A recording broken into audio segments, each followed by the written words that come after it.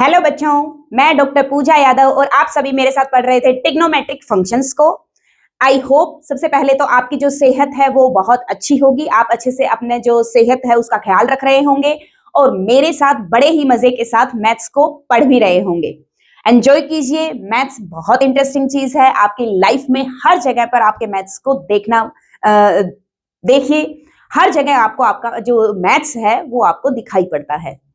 तो बेटा, trigonometric functions को शुरू करने से पहले हमने जो लास्ट जो लेक्चर था उसमें पढ़ाई की थी कि ट्रिग्नोमेट्रिक फंक्शंस के बेसिक कुछ कंसेप्ट्स थे जिनको मैंने आपको बताया था, जिनमें जो मेन था वो था एंगल। एंगल के बारे में मैंने बताया था, रोटेशंस के बारे में बताया था, किस किस तरीके की यूनिट्स आती हैं और उन यूनिट्स में जो है किस किस तरीके के क्वेश्चंस में कौन कौन से यूनिट्स को अप्लाई किया जाता है। ये सारी चीजें मैं आपको बता चुकी थी।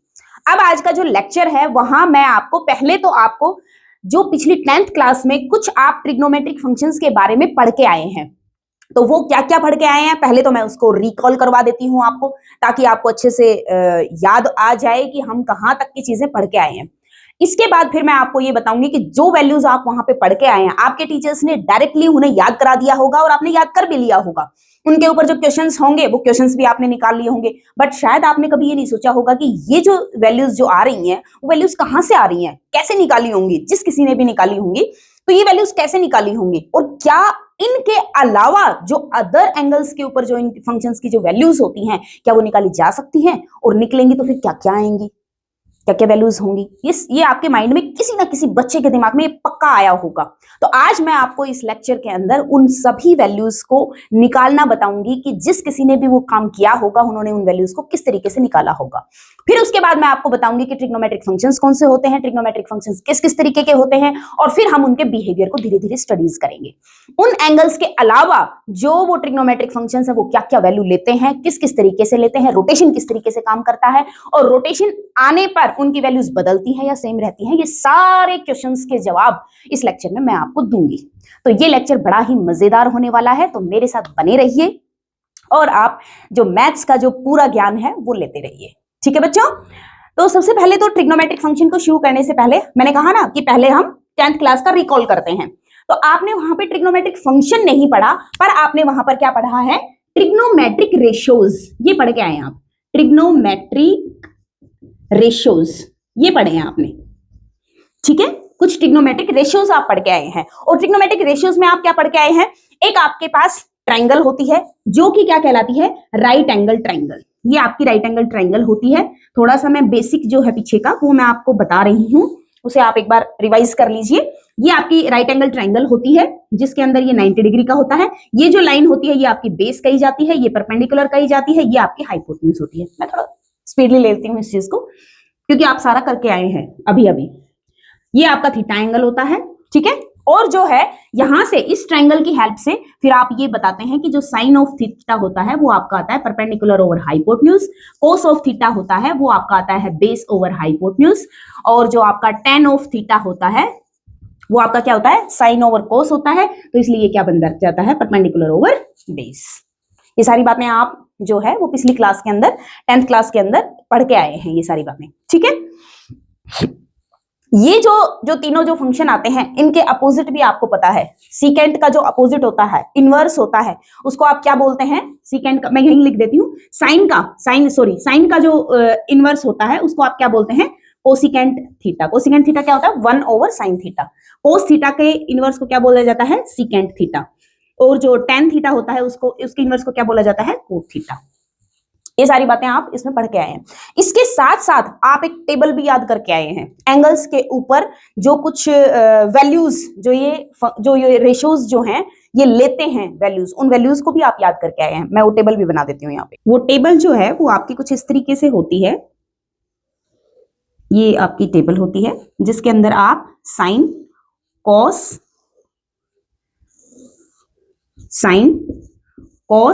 और टेन, और इधर आप क्या रखते हो, एंगल रखते हो। सॉरी, कहां से लेते हैं, 0 डिग्री से, 0 डिग्री, 30 डिग्री, 45 डिग्री, 60 डिग्री और आपका 90 डिग्री। ये वैल्यूज होती हैं 0, 1, 0। ये वैल्यू आती है √3/2, सॉरी 1/2 √3/2, और ये आपकी होती है 1/√3, ये आती है 1/√2, 1/√2 और ये आपकी आती है 1, ये होती है आपकी √3/2, ये होती है आपकी 1/2 और ये होती है √3 और ये होती है 1, ये 0 और ये नॉट डिफाइंड, ये मैं ND से रिप्रेजेंट कर रही हूं, नॉट डिफाइंड। ठीक है बच्चों, अब आप एक बात सोचिए कि ये जो वैल्यूज हैं ये आप वहां पर पढ़ के आए हैं। अब आपने सोचा है कि ये वैल्यूज इस तरीके की क्यों आई, यही वैल्यूज क्यों आई और कैसे निकाली ये वैल्यूज। अब चलते हैं इन चीजों की स्टडी के ऊपर। ये जो स्टडी है इनके एडवांस चीजों को अब आप 11th क्लास में सीखेंगे। ठीक है, तो अब ये जो है ये वैल्यूज किस तरीके से निकल के आई, पहले उस पोर्शन के ऊपर आते हैं। उससे पहले मैं एक चीज बता देती हूँ, कल हमने जब एंगल का पोर्शन जब हमने किया था तब मैंने आपको बताया था कि जो 0 डिग्री है, 0 डिग्री मतलब जैसे आपने वो जो सर्कल लिया था, जब आपने ये जो सर्कल था, ये जो सर्कल लिया था, तो मैंने आपको बताया था ये 0 है, यहां पे खड़े हैं, ये 0 है और 0 को जब आप रोटेशन 1 रोटेशन जब आप करते हैं तो वो कितने डिग्री पे आता है, 360 डिग्री पे। और इसको हम रेडियन की फॉर्म में क्या कह रहे थे, 2 पाई रेडियन। क्या कह रहे थे हम, 2 पाई रेडियन। तो 0 जो है वो आपका क्या कहलाता है, 2 पाई रेडियन। ये आपका क्या कहलाता है, 0 को 0 भी कह सकते हैं और 2 पाई रेडियन भी कह सकते हैं। 0 को 0 सॉरी 2 पाई रेडियन नहीं कह सकते, 2 पाई रेडियन में तो 1 सर्कल कंप्लीट हो जाता है। 0 को 0 रेडियन ही कहा जाएगा। 30 डिग्री को क्या कहा जाएगा, π/6 रेडियन। क्या कहा जाएगा, π/6 रेडियन। मैं ऐसा क्यों लिख रही हूं, क्योंकि आपने जो था वो आपने वैल्यू डिफाइन की थी कि 2 पाई जो है वो आपका कितना होता है, 360 डिग्री के इक्वल होता है।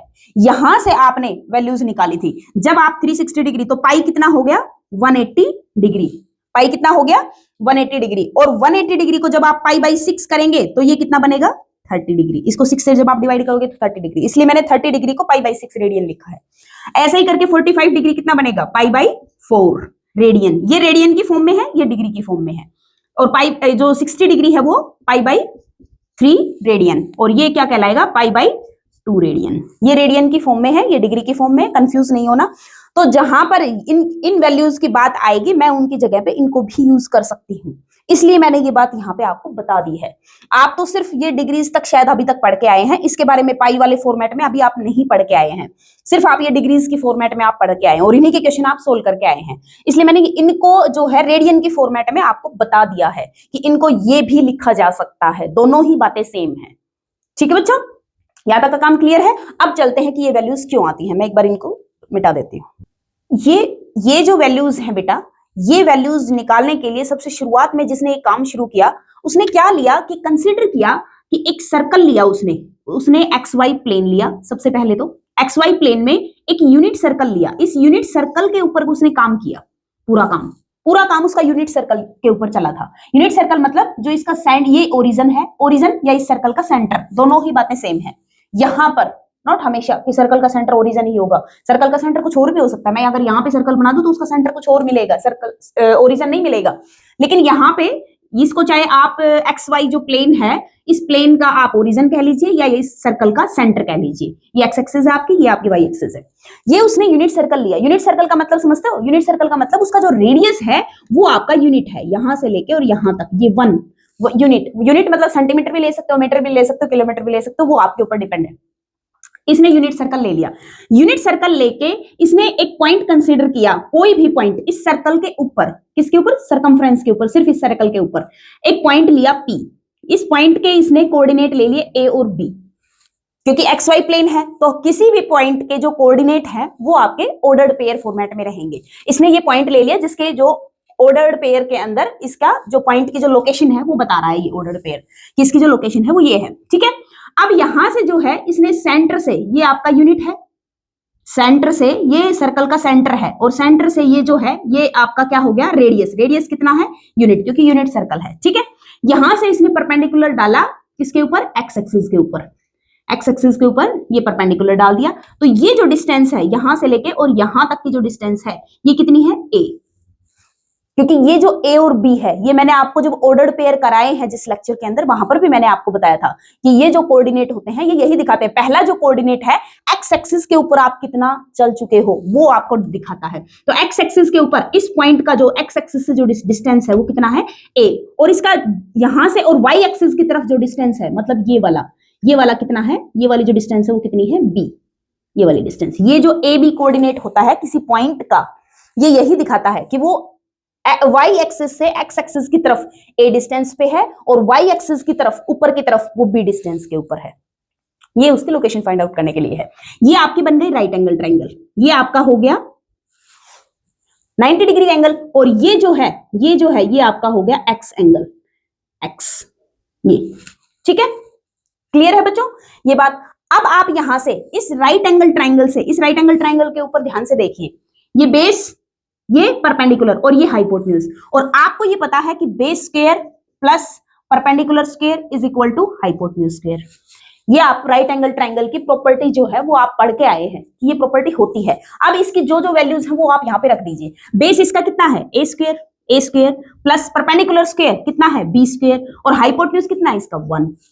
ये आ गई, यहां तक की बात क्लियर है कि उसने एक यूनिट सर्कल लिया, उसके ऊपर उसने एक पॉइंट कंसीडर कर लिया, पॉइंट के कोऑर्डिनेट ले लिए ए बी उसने इस तरीके से लिया है कि आप इस पॉइंट को कहीं भी लेके जा सकते हो, सिर्फ इस सर्कल के ऊपर कहीं भी लेके जा सकते हो, ट्रेवल करवा सकते हो ए और बी की हेल्प से। जैसे जैसे आप ए और बी बदले जाएंगे ये आपके पॉइंट जो है वो दूसरी लोकेशंस के ऊपर आते चले जाएंगे।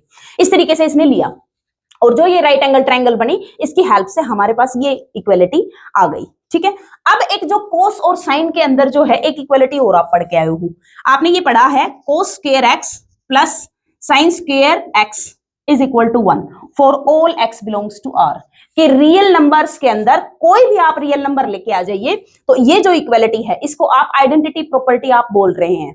साइन और कोस जो ट्रिग्नोमेट्रिक रेशियोज हैं उनकी आइडेंटिटी प्रॉपर्टी की तरह से आप इनकी पहचान करते हैं, और इस इक्वलिटी को आप जो है 10th क्लास में प्रूव भी करके आए हैं कि ये कैसे होगी, कैसे आती है। और ये जो इक्वलिटी है ये कोई भी रियल नंबर उठा के ले आइए और जो इस एक्स के अंदर रख दीजिए साइन और कोस के अंदर, तो ये इक्वलिटी हमेशा होल्ड करेगी। ये कह रहा है कि किसी भी एक्स के लिए ये इक्वलिटी आती है। ठीक है, अब इन दोनों को कंपेयर कीजिए। इनको किया हमने कंपेयर करने से हमें क्या मिला कि cos of x is equal to a। हम ये मान सकते हैं कि cos ऑफ x जो है वो है a, और जो है sin ऑफ x जो है वो है b। ये हमने डिफाइन कर दिया, यहां पे लिख दो डिफाइन। ये हमने डिफाइन कर दिया कि cos ऑफ x है उसको ले लिया हमने a, और sin ऑफ x है उसको ले लिया b। अब इस ग्राफ अब जो ये जो बना हुआ है सर्कल, इसके ऊपर ध्यान दो। सारा काम यहाँ इस सर्कल से ही हो रहा है, इस सर्कल की से ही ये वैल्यूज निकल के आई है। ये मैं अभी प्रूव करूंगी इसको कि सर्कल के ऊपर से ही ये वैल्यूज निकल के आई हैं, और कैसे निकल के आए भी बताऊंगी मैं आपको सारी बातें। ठीक है, अब इस सर्कल के ऊपर ध्यान दीजिए। cos x a है, sin x b है, और a और b सर्कल के ऊपर कोई भी पॉइंट है। इसका मतलब ये हुआ सर्कल के ऊपर किसी भी पॉइंट के जो कोऑर्डिनेट है वो cos x और sin x के रूप में लिखे जा सकते हैं, जहां पर जो x होगा वो आपका क्या होगा, यहाँ पे एंगल क्या होगा आपका एंगल, डिपेंड ऑन कि वो पॉजिटिव डायरेक्शन में जा रहा है या नेगेटिव डायरेक्शन में जा रहा है। पॉजिटिव और नेगेटिव एंगल लास्ट लेक्चर में मैं करवा चुकी हूँ, ये आपको अच्छे तरीके से आता है। पॉजिटिव डायरेक्शन में ले रहा है या वो नेगेटिव डायरेक्शन में ले रहा है, किसी भी डायरेक्शन में लो, वो जो एंगल रखा जाएगा, वो जो वैल्यू जो निकल के आएगी वो इसके इक्वल रहेगी। चाहे आप ये कह लीजिए कि जो उस पॉइंट का कोऑर्डिनेट होगा वो उस साइन में वो एंगल प्रोवाइड करने के बाद वो मिला होगा वो नंबर, दोनों ही बातें सेम है। ठीक है, अभी इसको और देखते हैं आगे। तो ये बात आपको क्लियर हो गई होगी कि इसका जो हर पॉइंट है, हर पॉइंट का जो पहला कोऑर्डिनेट है वो cos ऑफ दैट एंगल, कि वो पॉइंट जो है वो ओरिजिन से जो भी एंगल बना रहा होगा वो cos ऑफ दैट एंगल की वैल्यू मिलेगी आपको, और जो दूसरा एलिमेंट रहेगा वो आपका साइन ऑफ दैट एंगल, जो भी वो एंगल बना रहा होगा वो जो एंगल है साइन ऑफ दैट एंगल उसकी वैल्यू बताएगा ये इस सर्कल के ऊपर। ये बात आपको पता चल गई है। ठीक है, सर्कल क्या था, यूनिट सर्कल। यूनिट सर्कल के अंदर जो ये पॉइंट है, ये पॉइंट क्या बनेगा, ये पॉइंट वीडियो पॉज करके आप खुद बताइए ये पॉइंट क्या बनेगा, इसके कोऑर्डिनेट क्या आएंगे। एक्स एक्सिस में ये 1 के ऊपर चला गया तो एक्स एक्सिस क्या बनेगा 1, और वाई इसके ऊपर क्या रहेगा 0। ठीक है, जब आप इस लाइन के ऊपर चलेंगे तो ये जो कोऑर्डिनेट है यहाँ पे, ये कोऑर्डिनेट क्या बनेगा 0। एक्स एक्सिस, तो एक्स एक्सिस का पैरामीटर 0 और वाई के ऊपर आप 1 पे चले गए हो। ये वाला क्या बनेगा एक्स एक्सिस की तरफ -1 y 0, ये x 0 और y की वैल्यू -1। ये इनके मैंने कोऑर्डिनेट्स बता दिए हैं, ये चारों पॉइंट। ठीक है, ये बात ठीक है। अब ये जो पॉइंट है, ये पॉइंट पहले यहां रखो। ठीक है, ये जो P पॉइंट है इसको मैं कह रही हूं कि यहां पे रखो, कि P पॉइंट यहां पर है। मान लीजिए P पॉइंट यहां पर है, तो P पॉइंट अगर यहां पर है तो ओरिजिन से कितना एंगल बनाएगा वो 0, एंगल ही नहीं बना रहा, वो क्या बनाएगा वो 0। ये जो वैल्यू है ये किसको बताती है कोस, और ये जो वैल्यू है ये किसकी बताती है, साइन, और एंगल यहाँ पे क्या है, 0। इसका मतलब ये हुआ कोस ऑफ 0 जो है वो क्या होगा, फर्स्ट ये वैल्यू 1, और साइन ऑफ 0 जो है वो क्या होगा, 0। यहाँ क्या है, साइन ऑफ 0 0 और कोस ऑफ 0 1, वैल्यू आ गई। और tan तो आप निकाल ही सकते हो, tan का तो फॉर्मूला होता है साइन ओवर कोस ही होता है, साइन ओवर कोस 0 ओवर 1 0 ही आएगी वैल्यू। tan की तो वैल्यू आपको पता चली जाएगी, वो तो इन दोनों को डिवाइड करके और आप निकाल लोगे। मेन बात साइन और कोस की वैल्यू की ही आती है कि साइन और कोस की वैल्यू कहां से आती है। अब ये पता चल गया ये कहां से आई। इसका मतलब ये है कि ये जो है ये इस पॉइंट के ऊपर है, पी पॉइंट के ऊपर, यहां पर खड़ा है ये, यहां से मूव किया ही नहीं है उसने मूवमेंट जब शुरू ही नहीं किया, तो इसका मतलब एंगल ही नहीं बनाया है, एंगल नहीं बनाया इसलिए उसका एंगल क्या आ रहा है, 0 आ रहा है। और 0 के ऊपर देखो कोस 0 जो है वो तो 1 वैल्यू ले रहा है और साइन 0 ये वैल्यू ले रहा है। अब इस पॉइंट को यहां से लेके आप चले जाइए, अब ये यहां से पॉइंट जो है चलता इस पॉइंट पे चला गया, इस पॉइंट पे जाते ही वो एंगल कितना बनाएगा, जो ये आपका एक्स है वो ऐसे जाता हुआ सर्कल जो है रोटेट कर रहा है ये, तो ये इस तरीके से ये जाता हुआ ये इसके ऊपर इस तरीके से आ जाएगा, तो ये एक्स एक्सिस के साथ कितना एंगल बनाएगा, 90 डिग्री। एक्स कितना हो जाएगा, 90। अब ये जो है ये किसको दिखाता है, ये आपका कोस है और ये आपका क्या है, साइन है। एंगल कितना है, 90, मतलब कोस ऑफ, और 90 जो है वो क्या होता है, 90 जो क्या है वो आपका कोस ऑफ पाई बाई 2, वो क्या है, कोस ऑफ 90 0, और साइन ऑफ 90 पाई बाई 2 वो क्या है, 1। यही आपका साइन ऑफ जो 90 है वो 1 है, कोस ऑफ 90 है वो आपका 0 है। ठीक है, आई होप आपको अच्छे से क्लियर हो रहा होगा। अब जो बीच के जो नंबर है, अब जैसो ये 30 वाला है, 30 वाला यहां से लेके और ये ऊपर की तरफ जाएगा, यहां पर जाएगा, इसके जो कोऑर्डिनेट हैं वो कोऑर्डिनेट, ये जो साइन जो 30 दिखा रहा है ना, ये जो है ये कोऑर्डिनेट जो है ये क्या है, √3/2 और 1/2, इसके कोऑर्डिनेट है ये जो वैल्यूज निकल रही है ना आपकी, ये इस पॉइंट के कोऑर्डिनेट हैं, जो यहाँ पे ये जो जब p यहाँ पे रहेगा तो ये यहाँ से और इसके जो है 30 एंगल बनाएगा यहाँ पे, फिर ये थोड़ा सा आगे मूव करेगा ये 45 एंगल बना लेगा, फिर ये आगे मूव करेगा ये आपका 60 एंगल बना लेगा, फिर ये करेगा 90 एंगल बना लेगा। तो इसके ऊपर जो है ये पॉइंट्स हैं। ठीक है, अब कई बच्चों के दिमाग में ये बात आ रही होगी, अगर ये मैडम पॉइंट हैं तो पॉइंट तो और भी है इनके पास, बिल्कुल है, बिल्कुल है। इस सर्कल के ऊपर जो पॉइंट्स हैं वो तो इनफाइनाइटली मैनी है, इसका मतलब ये हुआ एंगल भी इनफाइनाइटली मैनी आपके पास बन सकते हैं। एंगल भी बदलते जाएंगे, जैसे जैसे पॉइंट आपका बदलता जाएगा तो आपका एंगल भी बदलता चला जाएगा। एंगल जरूरी थोड़ी ना है कि 30 ही रहेगा, tan एंगल भी तो आ सकता है, और नीचे रहेगा ये यहाँ पे इसके पास में रहेगा, बिल्कुल इसके पास में एक्स एक्सिस के पास में, और ले आओ ये tan एंगल भी देगा, 5 एंगल भी आएगा, 7 एंगल भी आएगा। बट उनकी जो वैल्यूज हैं, इतनी सारी वैल्यूज आप याद कैसे रखेंगे, इतनी सारी वैल्यूज को आप याद नहीं रख सकते, इसलिए उन्होंने कुछ स्टैंडर्ड वैल्यूज जो है, कुछ स्टैंडर्ड वैल्यूज आपको याद कराई गई हैं, ये स्टैंडर्ड वैल्यूज हैं। इन स्टैंडर्ड वैल्यूज को आपको याद कराया जाता है कि बाकी जो अदर एंगल्स हैं वो इनकी हेल्प से फाइंड आउट हो जाते हैं, बाकी जो अदर एंगल्स हैं वो फाइंड आउट हो जाते हैं। वो फाइंड आउट कैसे होते हैं उसका भी फॉर्मूला आएगा अभी मैं बताऊंगी आपको फॉर्मूले, और आगे और भी फॉर्मूले आएंगे, फॉर्मूले बहुत सारे आएंगे इसमें, ट्रिग्नोमेट्रिक फंक्शन में फॉर्मूले बहुत सारे हैं।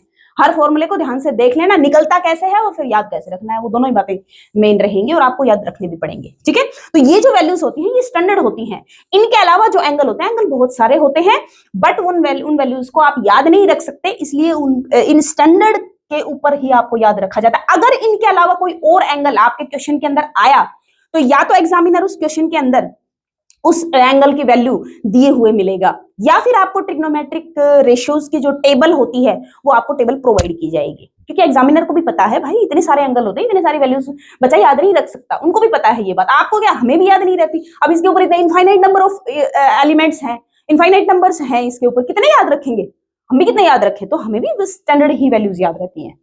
ठीक है, तो आप भी ये स्टैंडर्ड वैल्यूज याद रखें, बस आपको मैंने यही बताना था। ये एंगल जो है ये रेडियन के फॉर्मेट में आते हैं, ये वैल्यूज जो हैं वो इस सर्कल की हेल्प से निकाली जाती हैं, बस इस चीज को ध्यान में रखें। कोई भी आपसे ये बात पूछे तो आप बता सके कि ये जो वैल्यूज हैं वो इस सर्कल की हेल्प से निकाली जाती है, यूनिट सर्कल लिया जाता है और इस तरीके से कैलकुलेशन की जाती है। मैंने वो कैलकुलेशन बताई आपको कि ये कैलकुलेशन किस तरीके से की जाती है, ये वैल्यूज भी इसी तरीके से फाइंड आउट की जाती है। अब आप देखो, ये तो आपने साइन cos 0 की वैल्यू निकाल ली, ठीक है, पाई बाई 2 के ऊपर चले गई। अब कई बच्चे सोचेंगे मैडम ये आ गया मान लो पॉइंट ये चला गया, ये अभी तो मैंने पी पॉइंट यहाँ पे माना है, अब ये आगे चलता चलता मान लो पी पॉइंट यहाँ पे आ गया। अब फिर से वही बात आती है, अब जब पी पॉइंट यहाँ पे आएगा, अभी जब ये यहाँ पे आया था तो इसने ये एंगल कितना बनाया था 90 डिग्री। अब ये जो है यहाँ से घूमता हुआ ये आ गया यहाँ पे, अब ये कितना एंगल बना रहा है 180 डिग्री। 180 डिग्री को क्या कहा जाता है, 180 डिग्री को क्या बोलते हैं, पाई, पाई एंगल, रेडियन की फॉर्मेट में, क्योंकि मैं पाई के फॉर्मेट में ले रही हूँ ना इनकी वैल्यू, इसलिए मैं यहाँ पे पाई का यूज करूंगी। 180 डिग्री मतलब पाई, तो मतलब cos of pi, cos of पाई की वैल्यू क्या हो जाएगी, ये पॉइंट की कोस फर्स्ट जो कोऑर्डिनेट रहेगा वो कोस ऑफ एंगल बताएगा, तो कोस ऑफ पाई क्या है -1, और साइन ऑफ पाई ये क्या बनेगा 0, दोनों वैल्यू पता चल गई। अब ये रोटेट करता हुआ यहाँ पे आ गया, ये पी पॉइंट यहाँ पे आ गया, तो ये जो एंगल है ये चलता चलता यहाँ पे आ गया। अब ये कितना एंगल बना गया 270 डिग्री, 270 डिग्री मतलब 3 पाई बाई 2, तो cos of 3 pi by 2, 3 pi by 2 ये क्या वैल्यू क्या बनेगी, कोस ऑफ 3 पाई बाई 2 0, और sine 3 pi by 2, sine 3 pi by 2 की वैल्यू क्या रहेगी -1, ये -1, ठीक है। अब ये घूमता घूमता वापस से इसी पॉइंट के ऊपर चला गया। अब आप खुद बताइए इस पॉइंट के ऊपर जाएगा तो एंगल कितना आएगा, कुछ बच्चे तो कहेंगे मैंने फिर से 0 एंगल हो गया, 0 एंगल नहीं हुआ बेटा, उसने रोटेशन कंप्लीट कर लिया है, 1 रोटेशन कंप्लीट कर लिया है, और 1 कंप्लीट रोटेशन का मतलब 2 पाई रेडियन होता है। 1 कंप्लीट रोटेशन क्या होता है 2 पाई रेडियन, तो उसने 2 पाई एंगल कवर कर लिया है। जैसे ही वो यहां से और चलता चलता और जब यहां पे पहुंचेगा तो वो 360 डिग्री कंप्लीट कर लेगा, रोटेशन कंप्लीट हो गया है उस पॉइंट का, तो वो रोटेशन कंप्लीट होते ही 360 डिग्री, और 360 डिग्री आपका 2 पाई रेडियन होता है। तो यहां से आपको पता चलेगा कोस ऑफ 2 पाई वैल्यू क्या देगा, वापस यहाँ पे पहुंचेंगे, ये आएगी वैल्यू 1, और साइन ऑफ 2 पाई जो है वो आपका क्या आएगा 0, ये वैल्यू आएगी 0। यहां तक आपको अच्छे से क्लियर हो रहा होगा, ये सारी वैल्यूज आपको समझ में आ रही होंगी, ठीक है बच्चों।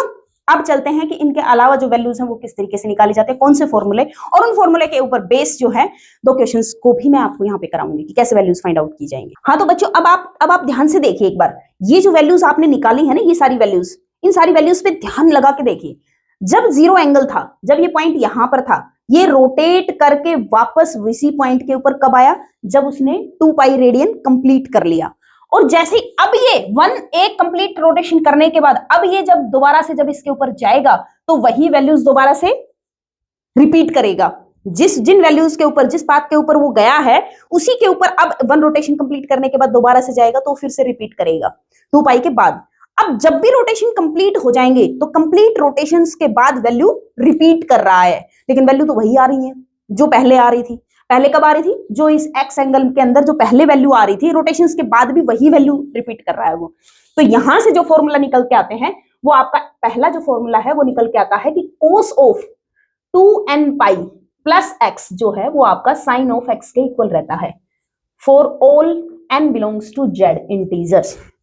दूसरा जो फॉर्मूला होता है वो साइन के ऊपर होता है, सेम यही 2n pi plus x is equal to, sorry ये जो है ये कोस आएगा, sine x for all n belongs to n। Confuse नहीं होना, ध्यान से देखना इसको कि ये जो दोनों फॉर्मूले हैं ये कैसे निकाले गए हैं। 2n पाई, n को 1 मिनट के लिए भूल जाओ, क्या लिखा है 2 पाई, 2 पाई प्लस x, 2 पाई के बाद कुछ एंगल उसने गेन किया है, 2 पाई मतलब एक रोटेशन कंप्लीट हो गया है, कंप्लीट होने के बाद वो किसी पॉइंट के ऊपर पहुंचा है और वो जो एंगल है वो एंगल उसने x बना रखा है। तो मतलब 1 कंप्लीट रोटेशन के बाद जो वो एंगल बना रखा है और जो पहले रोटेशन से पहले उस एंगल के ऊपर जो वैल्यू थी वो दोनों वैल्यू सेम है, ये यही बात कह रहा है। ये रोटेशन के बाद वाली वैल्यू है, ये रोटेशन कंप्लीट करने से पहले वाली वैल्यू है, तो कह रहा है कि दोनों वैल्यू सेम आएंगी। n का मतलब कंप्लीट रोटेशंस कितने हो रहे हैं, n कंप्लीट रोटेशंस बता रहा है, 2 पाई एक कंप्लीट रोटेशन, n जितना भी आएगा वो और रोटेशंस बताएंगे। अगर पॉजिटिव इंटीजर लिया तो पॉजिटिव रोटेशन बताएगा, नेगेटिव इंटीजर लिया तो नेगेटिव रोटेशंस बताएगा, उल्टा भी तो रोटेशन होता है ना, बताया था ना आपको पिछले लेक्चर में, मैंने ये चीजें बताई हैं आपको। नेगेटिव जो एंगल के अंदर दोनों बातें बताई थी मैंने, नेगेटिव एंगल और पॉजिटिव एंगल कौन से होते हैं। तो नेगेटिव वैल्यू लेगा तो ये नेगेटिव रोटेशन ले रहा है, और पॉजिटिव वैल्यू लेगा तो पॉजिटिव रोटेशन ले रहा है, एंटी क्लॉकवाइज घूम रहा है और उसमें ये क्लॉकवाइज घूमेगा। ठीक बात है, वो बातें आपको अच्छे से क्लियर होंगी, उनमें कोई कंफ्यूजन वाली चीज नहीं है। यहां पर जो है कंफ्यूज नहीं होना है, इस चीज को ध्यान में रखना है कि ये जो है ये सिर्फ और सिर्फ रोटेशन दिखा रहा है। ठीक है, अभी तो ये कंप्लीट रोटेशन दिखा रहा है, कुछ आगे चल के ऐसे फॉर्मूले भी आएंगे कि कंप्लीट होने के बावजूद भी ये जो एंगल है वो कुछ ऐसे बाहर भाग जाएगा, मतलब ये जो है 90 से ऊपर चला गया, 90 से ऊपर कहीं यहाँ पे चला गया, मान लो 110 के ऊपर चला गया। अब वो वैल्यू आपने रखी, ये एंगल प्लस 110 आ गया साइन 110। साइन 110 की वैल्यू कहां से लाएंगे? आपको तो कुछ स्टैंडर्ड वैल्यूज याद है, तो उसको कैसे फिर तोड़ना पड़ेगा, उस तोड़ने के भी फॉर्मूले आएंगे कि कैसे तोड़ना है और फिर वैल्यू निकाल के लेके आनी है। वो फॉर्मूले बाद के काम है, पहले तो हम यही फॉर्मूले के ऊपर बेस काम करते हैं। ठीक है, तो ये दोनों बातें आपको समझ में आ गई होगी, ये फॉर्मूले कैसे आए हैं, ये रोटेशंस बताते हैं, और वो जो एंगल जो होता है रिपीटेशन की वजह से वो वही सेम वैल्यू लेता है, उसके ऊपर कोई फर्क नहीं पड़ता है। अब इनके ऊपर मैं आपको 2 क्वेश्चन देती हूँ। ठीक है, वीडियो पॉज करके आप खुद से ट्राई कर सकते हो सकता है पिछली क्लास में कुछ आप करके आए हो थोड़े थोड़े उससे रिलेटेड, तो हो सकता है आप कर भी पाओ। कीजिए, खुद से करने की कोशिश कीजिए, कमेंट बॉक्स में उनके आंसर्स प्रोवाइड कीजिए, अदरवाइज मैं यहाँ पे करा ही रही हूँ। हाँ तो बच्चों, पहला जो क्वेश्चन है यहाँ पर वो क्या है, साइन 31 पाई/3, हमें इसकी वैल्यू फाइंड आउट करनी है। अब ये देखो, देखने में तो बड़ा अजीब सा लग रहा है कि यार 31 पाई/3 कितना एंगल बनेगा। कुछ बच्चे तो ना पाई की वैल्यू रख के और उस एंगल को फाइंड आउट करने लग जाते हैं। इतना उस प्रोसीजर में जाना ही नहीं है आपको। ये इतनी लंबी वैल्यू क्यों निकाल के लेके आनी, क्यों अपने क्वेश्चन को कॉम्प्लिकेटेड करना है। आप इस फॉर्मूले को याद करो, इसको यहाँ पे फिट करने की कोशिश करो। अब मैं जो ये एंगल है इसको हम तोड़ेंगे किस तरीके से, साइन 10 पाई प्लस पाई/3। क्या मैंने सही लिखा? खुद से करके देखिए, क्या ये बात बिल्कुल सही लिखी है मैंने कि साइन 10 पाई प्लस पाई/3 जो है वो 31 पाई/3 के इक्वल ही आएगा, यही आएगा, आप करके देख लेना। अब यहाँ पे देखो, मैंने अभी आपको बताया कि ये जो एंगल है ये जो रोटेशन को बताता है। अब यहाँ पे इसका ये मतलब नहीं है कि 10 रोटेशन हो गए हैं ना, रोटेशन यहाँ पे कितने हुए हैं, 5 हुए हैं, क्योंकि ये क्या 2 पाई एक रोटेशन को दिखाता है। तो ये जो है ये पाई की फॉर्मेट में कैसे लिखा जाएगा, 5 × 2 पाई। 2 पाई मतलब एक रोटेशन, और 5 क्या दिखा रहा है कि 5 रोटेशन कंप्लीट किए हैं उसने। 5 बार रोटेट करके वो यहाँ इस पॉइंट से, मतलब जो पहले क्या था वो पाई/3 के ऊपर था, पाई/3 मान लो पाई/3 60 लगभग यहाँ पे मिलेगा आपको, लगभग यहाँ पे। तो यहाँ पे था वो, और यहाँ से उसने 5 बार रोटेशन किए हैं, 1 2 3 4 5। 5 बार रोटेशन कंप्लीट करने के बाद वो फिर यहाँ पे पहुंचा है, 5 बार रोटेशन कंप्लीट करने के बाद। ठीक है, बात समझ में आ गई होगी। ये जो एंगल जो है वो उसको दिखा रहा है कि 5 बार रोटेशन करने के बाद वो वहां पे आया है, फिर वो पूछ रहा है कि वैल्यू क्या रहेगी। ठीक है, ये आपने लिख दिया। अब आपको ये पता है कि ये जो है ये बन गया 2n पाई प्लस पाई/3, ये बन गया। इसको हम इस तरीके से भी लिख सकते हैं, ये किसके इक्वल होता है, फॉर्मूले में अप्लाई कर दो, ये किसके इक्वल होता है, साइन पाई/3। पाई/3 कितना होता है, पाई/3 कितना होता है, 60। तो साइन 60 की वैल्यू क्या होती है, √3/2। ये आपकी वैल्यू आ गई है किसकी, 31 पाई/3 की वैल्यू आ गई है। ठीक है बच्चों, सेकंड जो क्वेश्चन है वो आपका है कोसिकेंट -1410 डिग्री। ये डिग्री फॉर्मेट में लिखा हुआ, वो रेडियन फॉर्मेट में लिखा हुआ, तो ये डिग्री फॉर्मेट में लिखा हुआ। इसकी वैल्यू हमें फाइंड आउट करनी है और इसकी हेल्प से फाइंड आउट करनी है। कोसिकेंट में दिया हुआ है, सबसे पहले तो आपको ये पता है कि कोसिकेंट जो है वो रिवर्स है किसका, साइन का रिवर्स है। ठीक है, अब जो है साइन के जो है उसके फॉर्मूले में अप्लाई करेंगे। ठीक है, सबसे पहले तो जो एंगल नेगेटिव हो ना, तो उस एंगल को पॉजिटिव बनाने की कोशिश करो। क्या बनाने की कोशिश करनी है, पॉजिटिव बनाने की कोशिश करनी है। अब जो है 2 पाई हमारा क्या होता है, 360। एक साइड में रफ में ये काम करके देख लेना कि जो है रफ में हम करके देख लें, जो पाई जो होता है वो हमारा कितना होता है, 180 डिग्री। अगर मैं यहाँ पे 10 पाई कर दूं तो ये कितना हो जाएगा, 1800 डिग्री हो जाएगा। पाई हमारा 180 डिग्री होता है, 10 पाई हमारा 1800 डिग्री होता है। अब मैं इसको जो है 10 पाई मतलब 2 पाई का मल्टीपल हो गया, 2n पाई फॉर्मेट में आ गया ये। तो अब इसको मैं ये लिख सकती हूँ कि ये जो है कोसिकेंट 1800 माइनस 1410, मैं इस तरीके से मैं लिख सकती हूँ इसको कि 1800 माइनस 1410 जो है वो इसके इक्वल रहेगा। क्यों रहेगा, ये क्या है, 10 पाई मतलब 2n पाई, 2 मल्टीप्लाई n5 और मल्टीप्लाई पाई, 2n पाई। ठीक है, और माइनस ये जो है प्लस कर लो। ठीक है, प्लस करके माइनस 1410, ये आ गया आपका x, 2n pi plus x, और ये किसके इक्वल रहेगा, कोसिकेंट -1410 डिग्री के इक्वल रहेगा।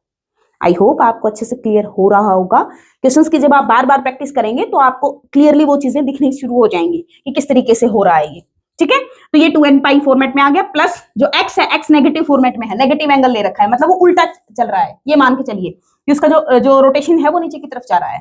ठीक है, तो ये वाली वैल्यू लेगी। अब उसके बाद अब जो ये जो वैल्यू है ये कैलकुलेट करके लेके आइए, ये क्या बनेगा, कोसिकेंट 390, यही बचेगा 390, हाँ 390 डिग्री। जो इसको माइनस करेंगे, देखो नेगेटिव एंगल था, मैंने क्या बना दिया, पॉजिटिव। इस बात का ये मतलब है कि ये कोसिकेंट जो है -14 tan के ऊपर भी यही वैल्यू लेगा, और कोसिकेंट जो है 390 डिग्री के ऊपर भी यही वैल्यू लेगा, सेम वैल्यू आएगी। अब ये जो है ये फिर से हमें 360 से भी ऊपर दिखाई दे रहा है, तो इसको हम क्या लिख सकते हैं, कोसिकेंट 360 प्लस जो है 30 डिग्री। 360 क्या है, 2 पाई, फिर से वही वैल्यू आ गई। कोसिकेंट, ये कोसिकेंट किसके इक्वल हो जाएगा, 30 डिग्री के। ये 2 पाई फॉर्मेट का हो गया ना, 2 पाई कितना होता है, 360 डिग्री होता है, ये 2 पाई फॉर्मेट का 2 पाई प्लस x, तो वो क्या आ जाएगा, वो एज इट इज आ जाएगा, कोसिकेंट 30 आ जाएगा। कोसिकेंट 30 मतलब 1/sin 30, 1/sin 30, sin 30 कितना होता है, 1/2, 1/2 होता है ना, और ये 2 है वो ऊपर चला जाएगा, तो वैल्यू कितनी आएगी, 2, ये आपका आंसर आ जाएगा। ठीक है बच्चों, आई होप आपको दोनों क्वेश्चन अच्छे से क्लियर हो गए होंगे कि जब ये रेडियन फॉर्मेट में दे रखा हो तो उसको पाई के फॉर्मेट में ही लेके चलना है, वैल्यू आपकी निकल के आ जाएगी। जब ये नेगेटिव फॉर्मेट में दे रखा हो तो सबसे पहले तो उसको पॉजिटिव बनाओ एंगल को, किसी भी तरीके से साइड में एक फॉर्मेट लेके कि हमें यहाँ पे कुछ ऐसा एंगल लेना है जो इससे बड़ा हो जाए, और वो 2n पाई फॉर्मेट का हो। 2n पाई फॉर्मेट का अगर हुआ और ये नेगेटिव वैल्यू ली तो फिर ये इस तरीके से वैल्यू आ जाएगी, ये बन के निकल के आ जाएगा आपके सामने। तो फिर ये जो है पॉजिटिव एंगल में आ जाएगा, पॉजिटिव एंगल आपका 360 से ऊपर था, ये फिर से आपने 360 प्लस 30 लिख दिया, ये फिर 2 पाई प्लस x फॉर्मेट का हो गया, ये फिर से वैल्यू आ गई, निकल के आ जाएगी। ठीक है, आई होप आपको यहां तक का सारा कंसेप्ट अच्छे से क्लियर हो गया होगा। मैं अच्छे से आपको सारा बेसिक से लेके बेसिक भी आपको बताती हूँ, कहां से वैल्यूज आ रही हैं, कहां से निकल के आ रही हैं, ये जो बातें जो जितनी डीपली मैं आपको बता रही हूँ ना, ये आपको कोई नहीं बताएगा। आपको बहुत नॉर्मली ये वैल्यूज इस तरीके से होंगी, याद कर लेना, बस ये चीजें बताई जाएंगी, कोई नहीं बताएगा ये इस तरीके से कि ये वैल्यूज कहां से आ रही हैं। लेकिन मैं यहाँ पे हर तरीके की वैल्यूज आपको बता के चलती हूँ, उनके ऊपर बेस जो क्वेश्चन होते हैं वो क्वेश्चन भी साथ साथ आपको करा के चल रही हूँ। ठीक है, अब चलते हैं आगे। अब आप देखिए, अभी अभी जो आपने क्वेश्चन किया है उसमें आपको ये पता चल गया कि रोटेशन के बाद जो है वैल्यू रिपीट करते हैं, वो जो पॉइंट्स जो होते हैं वो उन्हीं के ऊपर से दोबारा से राउंड करते हैं, और रोटेशन के बाद उनकी वैल्यूज जो है वो रिपीट कर जाती हैं। तो यहाँ पे जो वैल्यूज हैं वो हम देखेंगे कि रिपीटेशन में वो कहाँ कहाँ वो वैल्यू लेगा, हम इस चीज को देखेंगे इस फॉर्मूले और इन वैल्यूज की हेल्प से आपस में, और इस ग्राफ का हम हेल्प लेंगे कि कैसे रोटेशन आएगा और कहां पर ये वैल्यू सेम लेगा। अब देखो कोस ऑफ जीरो है, कोस ऑफ जो जीरो है, जो एक्स है, जीरो नहीं, यहाँ पे x लेके चलते हैं, कोस ऑफ x जो है वो जीरो वैल्यू लेगा। अब आप देखो कोस ऑफ x जो होता है वो पहला पॉइंट होता है जो जीरो वैल्यू देता है। अब पहला जो पॉइंट है वो जीरो कहां पर है, यहां पर है और यहां पर है, इन दोनों पॉइंट के ऊपर है ना। सर्कल के ऊपर जो पहला कोऑर्डिनेट होगा वो जीरो इन दो ही पॉइंट के ऊपर आएगा। जो यूनिट सर्कल है उसके ऊपर जो है पहला जो कोऑर्डिनेट है वो जीरो, या तो ये यहाँ पे पॉइंट होगा तब, या फिर यहाँ पे पॉइंट होगा तब, दो ही कंडीशन में आएगा। तो इसका मतलब क्या हुआ कि जो x है वो या तो क्या होना चाहिए, x जो है वो या तो 90 डिग्री बनना चाहिए, या फिर x नीचे की तरफ अगर हम इस एंटी क्लॉकवाइज डायरेक्शन में ले तो 270 डिग्री। 270 डिग्री मतलब x जो है वो या तो π/2 होना चाहिए, या फिर x जो है वो क्या होना चाहिए 3π/2, या तो π/2 या फिर 3π/2। मैं इसी के साथ में लिख देती हूँ, π/2 या फिर 3π/2, या फिर अब देखो एक बार आया π/2, एक बार आया 3π/2। अब रोटेशन कंप्लीट करेगा, रोटेशन कंप्लीट करेगा तो 2 पाई और ऐड हो जाएगा। जैसे 2 पाई ऐड होगा π/2 का क्या बन जाएगा, वो π/2 का क्या बन जाएगा, जैसे 2 पाई ऐड करोगे 2 पाई प्लस π/2, ये क्या बन जाएगा 5π/2। तो इसका मतलब जब भी x 5π/2 रहेगा तब भी वैल्यू क्या लेगा, जीरो। फिर उसमें फिर से π/2 ऐड कर दो। अब इसमें जब आप इसमें जो है π/2 फिर से ऐड कर दो तो अगला क्या आ जाएगा 7π/2, 2 पाई ऐड करना है, सॉरी 2 पाई ऐड करेंगे तो ये फिर 7π/2। फिर आगे चल के फिर और वैल्यू आ जाएगी, फिर 9π/2, मतलब π/2 और π/2 के ऊपर रहेगा तो रोटेशन करता रहेगा, 2 पाई ऐड होते चले जाएंगे और ये वैल्यू वापस से लेगा, रिपीट करता रहेगा। जब ये 3π/2 के ऊपर आएगा तो उसके अंदर फिर से 2 पाई ऐड कर दो, तो 3π/2 के अंदर जब आप 2 पाई ऐड करोगे 2 पाई प्लस 3π/2 ये क्या हो जाएगा 4 प्लस 7π/2, मैंने यहाँ पे ले लिया है 7π/2। फिर वो 2 पाई रिपीट करेगा, फिर से वही। अब जो रिपीटेशन है, अब तो मैं एंटी क्लॉकवाइज घुमा रही हूँ, एंटी क्लॉकवाइज घुमा रही हूँ इसलिए मैं 2 पाई ऐड कर रही हूँ। अगर मैं एंटी क्लॉकवाइज की बजाय क्लॉकवाइज लेके चलूं तो वो -2 पाई -2 पाई -2 पाई वो फिर नेगेटिव फॉर्मेट में आ जाएगा। तो इसका मतलब ये हुआ कि x की वैल्यू +-π/2 +-3π/2 +-5/2 ये पॉजिटिव और नेगेटिव सबके ऊपर ऐसे करके बहुत सारे एंगल आएंगे, उन सभी के ऊपर cos x जो है वो हमेशा 0 ही बनेगा। मतलब π/2 फॉर्मेट का चाहे पॉजिटिव हो नेगेटिव हो, लेकिन ओड मल्टीपल होना चाहिए π/2 का, इवन मल्टीपल नहीं। देखो सारे ओड हैं, यहाँ पे 1, यहाँ पे 3, यहाँ पे 5, यहाँ पे 7, यहाँ पे 9 ओड मल्टीपल है। π/2 के ओड मल्टीपल चाहे वो पॉजिटिव में हो या नेगेटिव में हो, दोनों ही के ऊपर cos x हमेशा 0 लेगा। बाकी जो वैल्यूज हैं वो सिर्फ और सिर्फ रोटेशन को बता रही है कि कितने रोटेशन के बाद आ रहा है, बाकी उसके अलावा वैल्यू हमेशा 0 ही लेगा, अटेंड करेगा। ठीक है, देखो यहाँ पे तो हमें सिर्फ ये पता चल रहा था कि cos ऑफ x है वो जो 0 है, वो 0 किसके ऊपर बन रहा था, cos जो है वो 0 π/2 के ऊपर बन रहा था और 3π/2 के ऊपर। यहाँ पर तो हमें 2 ही एंगल पता चले थे, यहाँ देखो हमें कितने एंगल पता चल गए। ऐसे इनफाइनाइटली मैनी एंगल्स निकल के आएंगे जिनके ऊपर cos of x is equal to 0 बनेगा। एक्चुअल में तो एंगल वही है, वो 2 ही है। ये पागल बनाने वाली बात करते हैं, एक्चुअल में एंगल तो 2 ही है, बस वो रोटेशन होते जा रहे हैं, रोटेट किए जा रहा है और वापस उस वैल्यू को लिए जा रहा है, बस इससे ज्यादा कुछ नहीं है। तो कंफ्यूज नहीं होना इतनी सारी वैल्यूज देख के। ठीक है बच्चों, अब दूसरी देखते हैं कि दूसरी वैल्यूज कब लेगा। cos ऑफ x ये तो ले लिया 0। अब बात इसको मैं थोड़ा रब कर देती हूँ, अब ले लेते हैं, अब देखते हैं कि sin ऑफ x 0 कब बनेगा। साइन जो है वो 0 कब, कौन कौन से एंगल्स के ऊपर वैल्यू 0 देगा। अब साइन दूसरा कोऑर्डिनेट होता है, ये साइन का कोऑर्डिनेट होता है, तो जब P पॉइंट यहाँ पे होगा तब 0 वैल्यू लेगा और जब P पॉइंट यहाँ पे होगा तब वैल्यू 0 लेगा। यहाँ पे होगा तो x की वैल्यू कहां से शुरू होगी, x इज इक्वल टू 0। सबसे पहला तो 0, क्योंकि यहाँ पे सबसे पहले रहेगा तो एंगल कितना बनाएगा 0। यहां से घूमता हुआ गया यहाँ पर कितना एंगल बनाया पाई, फिर घूमता हुआ वापिस आया, वापिस यहाँ पे पूरा एक राउंड लगा लिया अब इस पॉइंट ने, तो ये कितना बना दिया 2 पाई। फिर यहां से घूमता हुआ यहाँ पर गया तो 3 पाई, ऐसे करके ये सभी मतलब पाई के मल्टीपल। अब ये पॉजिटिव डायरेक्शन में घूम रहा था, अब इसको उल्टा घुमा दो, इसको इधर की साइड ले आओ, ये -पाई, ये -2 पाई, फिर से -3 पाई, -4 पाई, -5 पाई, तो नेगेटिव में भी तो +- पाई, +-2 पाई, +-3 पाई, ऐसे करके ये पाई के मल्टीपल चाहे कितना भी हो, इसको हम डायरेक्टली ये भी लिख सकते हैं 2n pi, where n belongs to integer. कोई भी इंटीजर ले आओ, 2n पाई टाइप का कोई भी एंगल होगा, साइन हमेशा 0 बन जाएगा। और ये ऊपर वाली बात क्या कह रहा है, उसको हम अगर अदर फॉर्म में लिखे तो इसको क्या लिख सकते हैं 2n + 1 π/2, where n belongs to integers. अच्छा, कोई भी इंटीजर लेके आ जाओ, पॉजिटिव नेगेटिव जो भी, और ये 2n + 1 जो है ये ओड नंबर देगा, नेगेटिव लेके आओगे तो नेगेटिव में ओड नंबर आ जाएगा, पॉजिटिव लेके आओगे तो पॉजिटिव इंटीजर का ओड नंबर आ जाएगा, और ओड का मल्टीपल रहेगा, और ओड के मल्टीपल के ऊपर ये वैल्यू क्या देगा 0। तो इस फॉर्मेट में भी लिखे आ सकते हैं, इसलिए मैंने ये दोनों फॉर्मेट बताए। इस फॉर्मेट में आ जाए तो भी कंफ्यूज नहीं होना है, देख लेना है कि ये वही बातें बोल रहा है। ठीक है, ये दोनों बातें समझ में आ गई।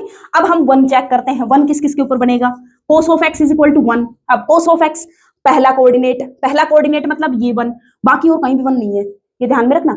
वहां पे तो 0 0 जो वैल्यू ले रहा है तो 2 2 पॉइंट आ रहे हैं और दोनों के ऊपर फिर अलग अलग एंगल को हम काउंट करते जा रहे हैं सारे, लेकिन यहाँ पे सिर्फ एक ही पॉइंट के ऊपर सिर्फ यहाँ पे रहेगा तभी ये 1 वैल्यू लेगा, है ना, क्योंकि बाकी कहीं भी जाएगा तो ये जो पहला जो कोऑर्डिनेट है वो 1 नहीं बनेगा, कहीं पर भी नहीं बनेगा, सिर्फ यही एक पॉइंट रहेगा, ये P पॉइंट यहाँ पर। तो cos ऑफ x जो है 1 कब बनेगा, जब x की वैल्यू 0 होगी, और 0 होने के बाद फिर दोबारा जब रोटेशन करेगा या तो इस डायरेक्शन में करे या फिर उस डायरेक्शन में करे तो +-2 पाई।